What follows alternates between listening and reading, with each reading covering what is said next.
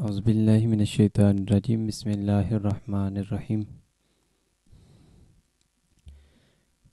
برادران اسلام، جیسا کہ رمضان المبارک کی مبارک ساعتیں تیزی کے ساتھ گزر رہی ہیں اور ایک ایک دن کر کے یہ ہم سے جدا ہو رہا ہے،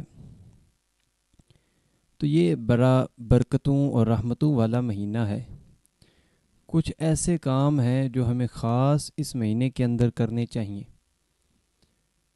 ان میں سے نمبر 1، ہم سحری کے لیے تو سارے ہی اٹھتے ہیں، کیوں نہ تھوڑی دیر پہلے اٹھ کر ہم تہجد کا اہتمام کریں۔ اور یہ تہجد وہ نماز ہے، فرمایا جب بندہ مومن تہجد کی نماز ادا کرنے کے لیے مصلی پر کھڑا ہوتا ہے تو اللہ رب العزت اپنے اس بندے کو دیکھ کر مسکراتا ہے جو اس کی شان کے لائق ہے۔ تو اس چیز کا ہمیں اہتمام کرنا چاہیے، کیونکہ ویسے تو عام روٹین میں نماز فجر کے لیے اٹھنا بھی مشکل ہوتا ہے، جبکہ رمضان میں ہم معمول کے ساتھ سحری کے لیے اٹھتے ہیں، تو ہمیں چاہیے کہ ہم تہجد کی نماز کا بھی اہتمام کریں، تاکہ ہو سکتا ہے کہ ہماری عادت بن جائے اور اللہ رب العزت رمضان کے بعد بھی ہمیں یہ سعادت نصیب فرمائے۔ ایک تو یہ تہجد کی نماز ہے۔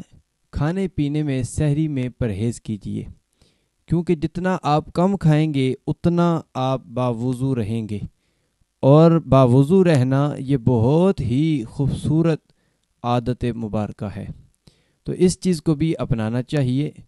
دوسرا، جب صبح پھوٹتی ہے تو اللہ کی کائنات میں جتنی بھی چیزیں ہیں ساری چیزیں اس کی تسبیح بیان کرتی ہیں۔ درختوں کے پتے، پتھر، ہر چیز اللہ رب العزت کی پاکی بیان کرتی ہے، تو اس وقت بندہ مومن کو بھی چاہیے کہ وہ اپنے رب کی پاکی بیان کرے، تسبیح بیان کرے۔ ایک تسبیح تو سے کم از کم روزانہ پڑھنی چاہیے۔ کس چیز کی پڑھنی چاہیے؟ آپ درود پاک پڑھیں، استغفار کریں، لا حول ولا قوت الا باللہ پڑھیں۔ یہ تسبیح کم از کم ایک آپ روزانہ ان دنوں میں نکالیں، تاکہ آئندہ کے لیے بھی درود پاک پڑھنے کی ہماری پکی عادت بن جائے۔ جو تیسری چیز میں آپ کے سامنے رکھنا چاہتا ہوں وہ قرآن کریم ہے۔ قرآن کریم کو پڑھنے کی عادت بنائیے، پھر اس کو سمجھیے۔ اگر آپ نے پہلے قرآن نہیں پڑھا تو اس رمضان میں قرآن پڑھنے کی کوشش کیجیے۔ اگر آتا ہے اس میں غلطیاں ہیں تو ان غلطیوں کو درست کرنے کی کوشش کیجیے، اور اگر آپ کو قرآن آتا ہے، آپ نے پڑھا ہے، تو پھر آپ اس کا ترجمہ پڑھیں، ترجمہ پڑھ کے اس کو سمجھیں کہ قرآن ہم سے کیا خطاب کر رہا ہے۔ تو قرآن کریم کو پڑھنے کی کوشش کرنی چاہیے، اور کم از کم اس مبارک ماہ کے اندر ایک مرتبہ تو ہمارا قرآن ختم ہونا چاہیے۔ اس کا اہتمام بھی ہمیں کرنا چاہیے۔ اور جس کو نہیں آتا، ساری زندگی ایسے ہی گزر گئی ہے، وہ اب بھی گھبرائے نہیں کہ میں نے پڑھنا ہی نہیں ہے، چھوڑ دیا، نہیں، وہ کوشش کرتا ہے، تو ایسے بندے کے بارے میں حدیث پاک میں آتا ہے کہ اس سے اللہ ڈبل ثواب عطا کرتا ہے۔ ایک تو قرآن پڑھنے کا اس کو اجر ملتا ہے، دوسرا جو وہ قرآن پڑھنے کے لیے کوشش کرتا ہے اس مشکل پر بھی اللہ رب العزت اسے اجر عطا فرماتا ہے۔ تو ایک تو ہمیں قرآن کریم کی بھی عادت اپنانی چاہیے، اور دعا اس ماہ مبارک میں کثرت سے کرنی چاہیے۔ قبولیت کی گھڑیاں ہوتی ہیں، اس میں دعا زیادہ قبول ہوتی ہے، اور خاص طور پر عصر اور مغرب کا جو وقت ہے زیادہ سے زیادہ دعا کے اندر گزاریں۔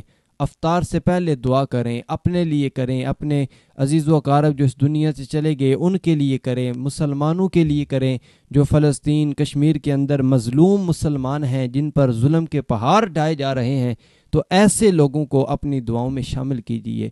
بجائے ٹی وی شو دیکھنے میں، موبائل فون میں ٹائم ضائع کرنے کے، آپ ان اوقات کو دعا کے اندر شامل کریں، اور دعا کثرت سے مانگیں۔ اللہ رب العزت افطار کے وقت مانگی گئی دعا کو رد نہیں کرتا۔ اور آخری چیز جو میں آپ کے سامنے رکھنا چاہتا ہوں وہ صدقہ اور خیرات ہے۔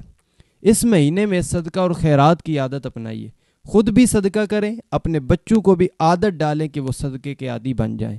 آپ ان کے ہاتھوں سے صدقہ دلوائیں تاکہ جب وہ صدقہ دیں گے تو انہیں عادت بن جائے گی اور ساری زندگی وہ صدقہ دیتے رہیں گے، اور جب تک وہ صدقہ کرتے رہیں گے آپ نے ان کو عادت ڈالی ہوگی تو آپ کے لیے صدقہ جاریہ بن جائیں گے، آپ کو مرنے کے بعد بھی اس کا اجر ملتا رہے گا۔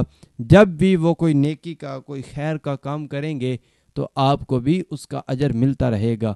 اور صدقہ اس مہینے میں دینے کا اور زیادہ اجر و ثواب ہے، اس مہینے میں ویسے ہی نیکیاں بڑھا دی جاتی ہیں۔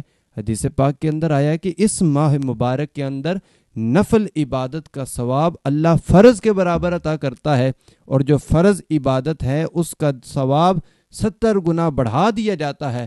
تو ایسی مبارک گھڑیوں کے اندر ان اعمال کو اپنانے کی کوشش کیجئے، اور یہ ناممکن نہیں ہے، آپ ارادہ کریں تو اس مہینے میں چونکہ شیطان قید ہوتا ہے تو نیکی کرنی آسان ہوتی ہے۔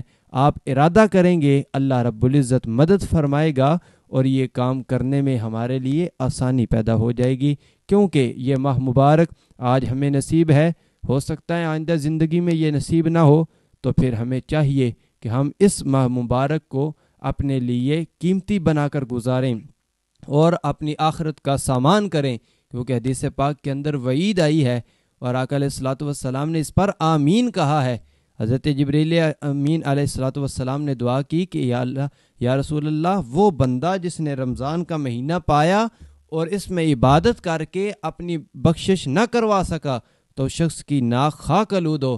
تو آپ نے فرمایا آمین، تو جس پر رسول کریم آمین کہہ رہے ہیں تو گویا یہ قبولیت کی سند ہے۔